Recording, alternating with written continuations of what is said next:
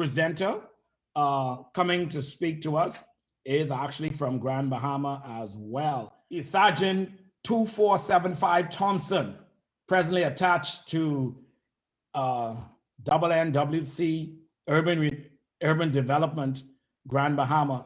He served as a police officer for 25 years, serving in his current rank for about 3.5 years. Deployment on East Street South. He served in New Providence Internal Security Division in New Providence, Fresh Creek, Andres Mobile Division, Grand Bahama, Harbor Police Station, Grand Bahama, Armory Division, Grand Bahama, Sims Police Station, that's supposed to be in Long Island, Sims Police Station, Stella Maris Airport, Long Island, Armory in Grand Bahama, and a number of areas in the National Neighborhood Watch area. And he has his training in defensive driving course, medical, first responders, Ministry of Tourism, Bahama House, Smith & Weston, his certification in SWAT.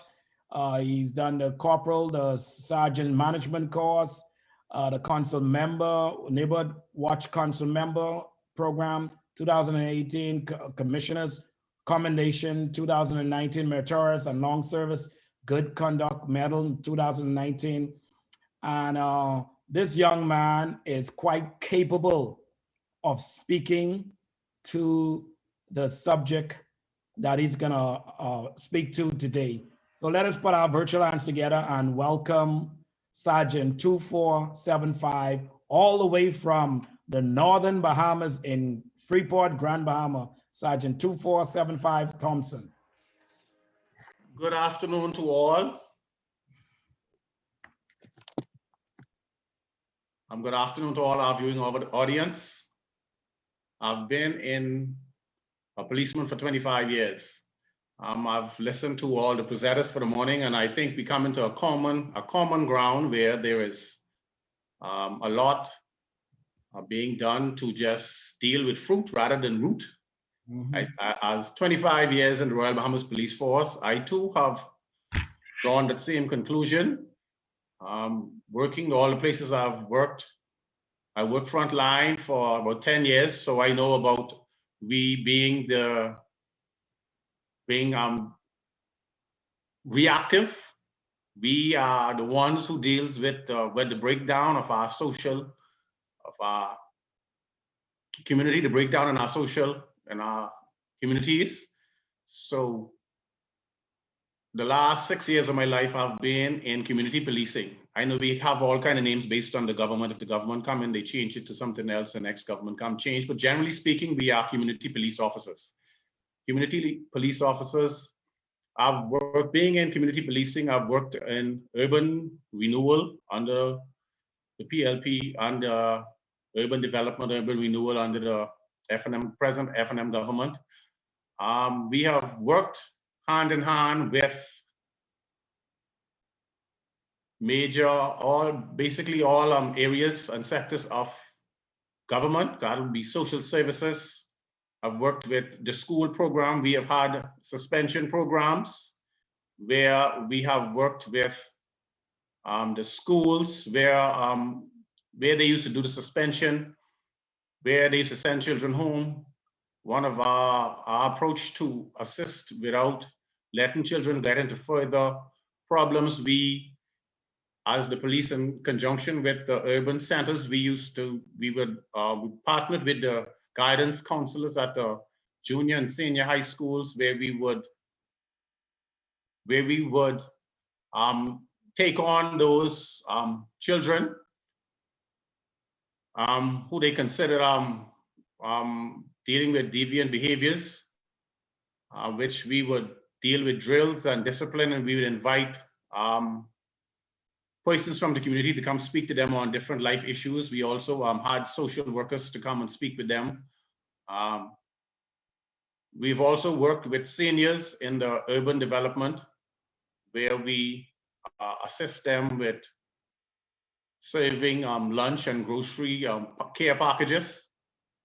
From a police standpoint, being in community policing, we are preventative arm. We are proactive in the sense where we don't wait till trouble hit. We go in and try to prevent things from happening. So in that aspect, we did a lot of visiting persons in their businesses. We visit schools also and give, we provided little short presentations on various aspects of deviant behavior such as drugs and stealing, safe touch, stuff like that. Also, we work with, in the community of visiting businesses that were affected by crime, where we give them crime tips and give them solutions how they can better equip themselves to become proactive, to protect themselves against crime. We have also two programs we had. Was our suspension program, as I was speaking earlier, as it relates to the schools, where instead of children sent home to get in other problems, we would take them on between 9 and 3 school hours, where we did drills and we teach them life issues. We talk about how they can deal with life and how to deal with issues. We also, under the Urban Renewal program, we had a band, an urban band, where we taught percussion instruments, also wind instruments. And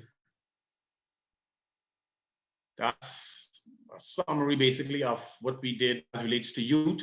Also, we partnered with environmental health in Urban Renewal. We assist with moving derelict from the various communities and also dilapidated buildings that were becoming a hazard and sometimes the place where persons do criminal activities. So being in community policing, we would go into those areas and we would have those vehicles removed. And that way we would stop persons from hanging out either in abandoned buildings or abandoned cars. That initiative.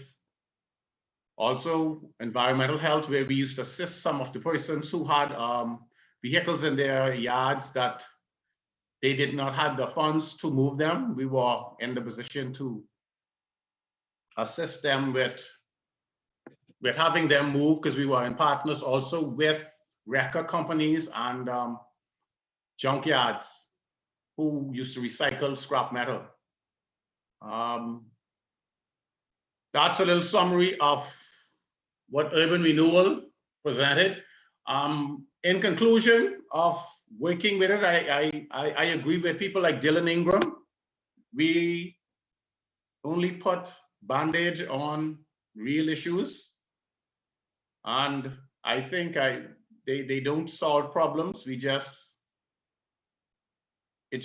see young persons. For instance, when I work with youths in our youth programs, most of the times, like I've heard over and over in sessions here, there is always a lack of funding. Even in community policing, when we try to form youth programs, is always the same issue of money and fundings. I think we have to address the whole issue as it relates to our young people. And I believe all entities must be involved. We try it, but I don't think we put enough emphasis into it. We don't,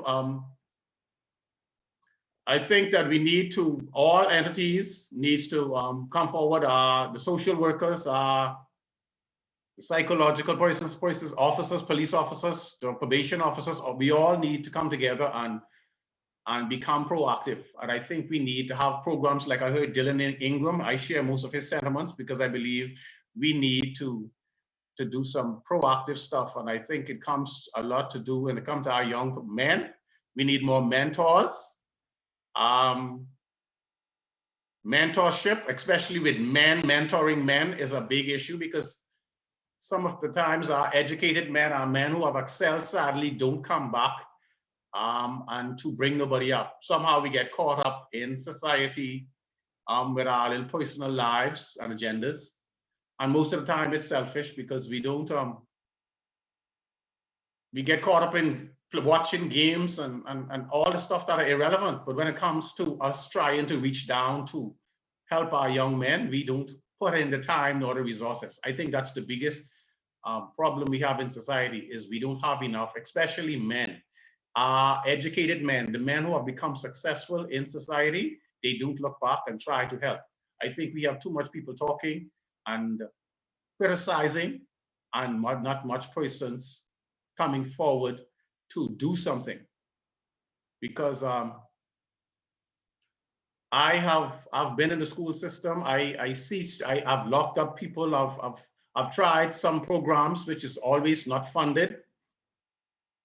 In the school systems, you don't even have buses to take children around. There's no incentive, no rewards for even when children do good. We have punishments for children and young adults and adolescents when they do an evil. But what do we have as rewards when we do, or an incentive to cause some young men want to come into positive programs?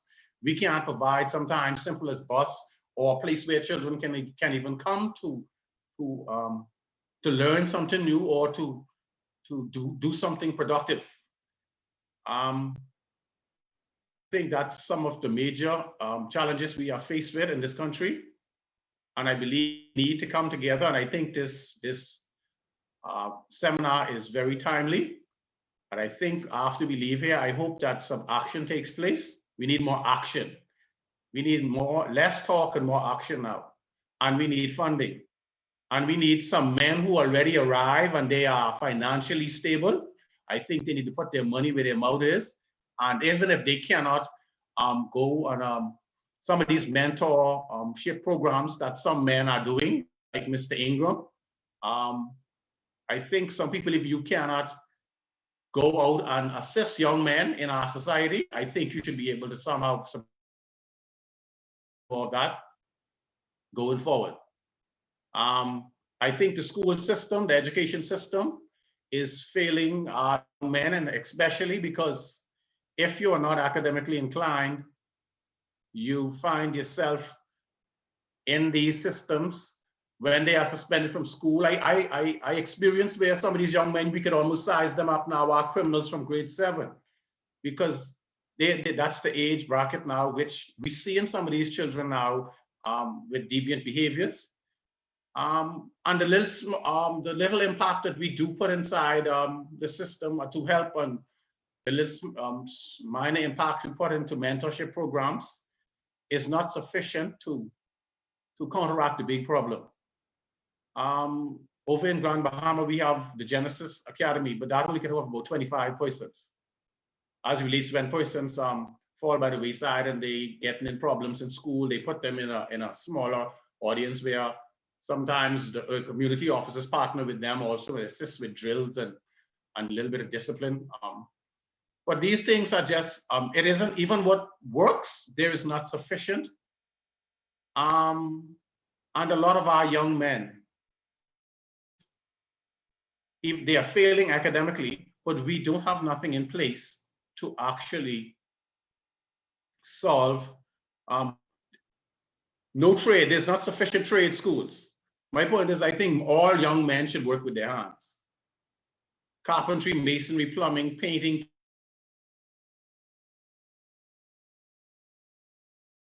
In our hands to work with. And I think that is heavily lacking.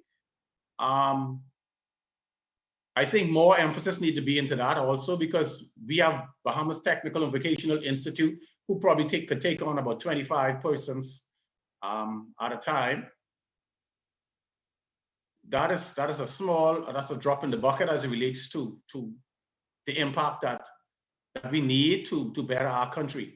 Most of our young men come out of school, many of them cannot hardly read, write, and they don't even have a trade in their hands, but they like fancy clothes and nice tennis, and the only persons who they find themselves, who funding them in most instances, are the drug dealers.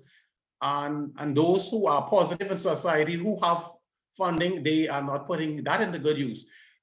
Men need to get in place now, and we need to become just like how drug dealers take young men under their arms and support support young men and then eventually let them go do crimes. I think we need the good men to rise up in society now and assist with positive programs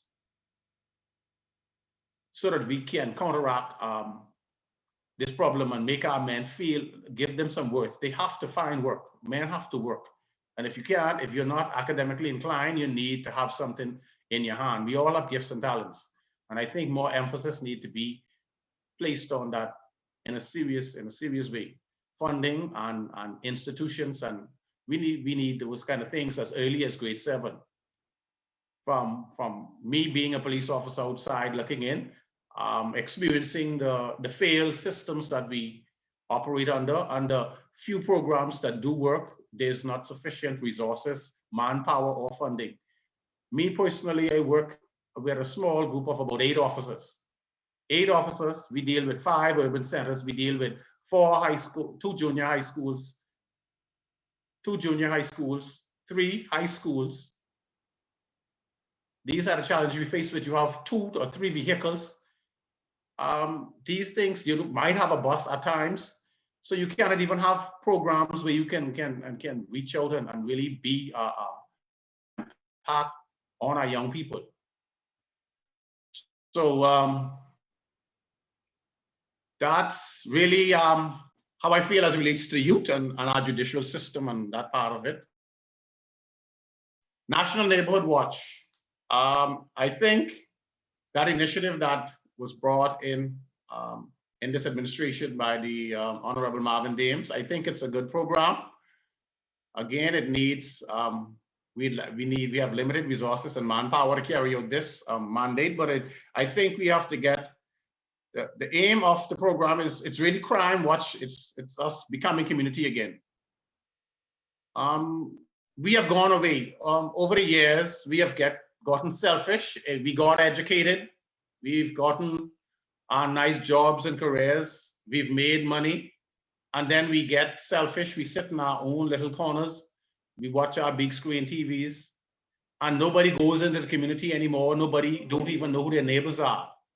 So the initiative that the Minister of National Security reintroduced, because we always had crime watch and mama them know about community knowing your neighbors and looking out for each other, because back in the day, 50, 60 years ago, we didn't have no police. We had a constable on the island. We didn't have, and mama them had everything in check. The community look out for each other. And I think National Neighborhood Watch is the closest program that I've seen that was brought up lately, that I think we need to get, the communities need to become more community oriented, and we need to become real citizens. We have to play a role. We gotta stop blaming people and institutions and governments for the situations and problems that we face. So when the National Neighborhood Watch was was Grand Bahama in September of 2018, I was glad to be a part of it. I ran with it. We was able to reorganize all crime watch programs, WhatsApp groups, and we are forming, we're revitalizing community neighborhood watch groups again, where we are forming boards, where we are encouraging the communities to come together, have bi-monthly meetings, talk about issues. The police will be present at every meeting where we will give our inputs on how we can go forward. So far, we've, in Grand Bahama, with limited resources, between 8 and 4, like I said earlier, limited resources and manpower, we've still been able to open up about almost 30 neighborhood watch groups. We are using social media, WhatsApp, to assist with crime prevention and encouraging the community to become more community oriented. And we're encouraging the community to have socials. We're trying to encourage the communities to come out the house after work. And we normally just have one motto over in Grand Bahama, especially where you go to work, you come home and you go to church. I think it's time now for, we need to do more than that. We need to get more involved in our individuals.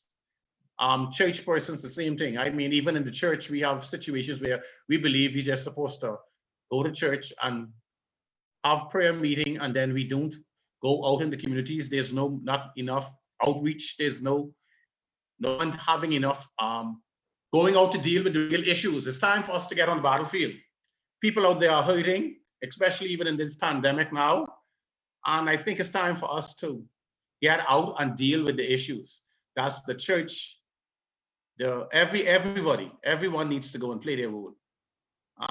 That I think that'll be the only way we're gonna be a better country. And we need to put more emphasis in being proactive and more funding into being proactive. That's another thing that I admire about the new the relaunch of the Crime Watch program, the National Neighborhood Watch, because it's not only focusing on crime. I think if we can carry out the mandate of the Neighborhood Watch, where we can become a community again and try to come together and see how best we can come together as communities to solve and resolve our issues as community.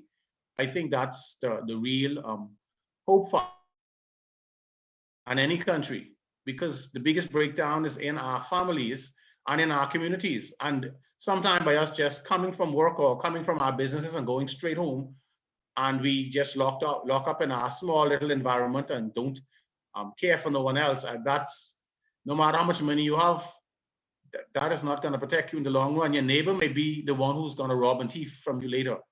So we have to become community. I don't care how we look at it, we have to get to a point in our society where we gotta become more neighborly again. So that we can together resolve our issues collectively. We all have gifts, talents, and we need to put our little egos and differences aside, and we need to make that real change we need.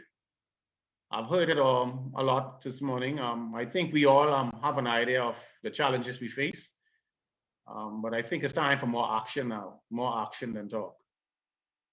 That's my 5 cents. Awesome. From the heart.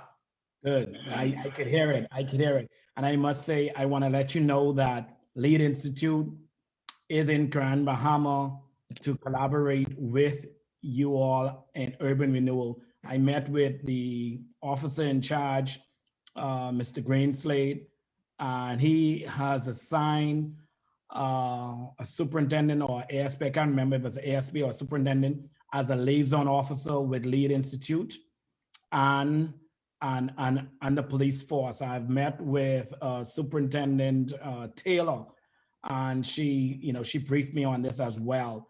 And so I'm looking for in the next 30 to 60 days to, our office should be up and running here.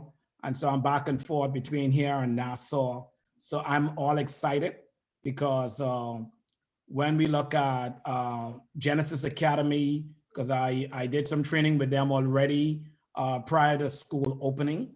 We're looking at actually Crown Land for transitional home for not only youth, but adults, and establishing the center in Freeport proper and having the living accommodations out east end. So I'm excited about the potential that Grand Bahama House pose. And so even the developing of the treatment center to bring people out of Nassau to have treatment in Nassau. And so all of that will be collaborated with you all at the Royal Bahamas Police Force, Urban Renewal, and other stakeholders that help with crime reduction, drug demand reduction, to keep a safer, peaceful, and more productive community.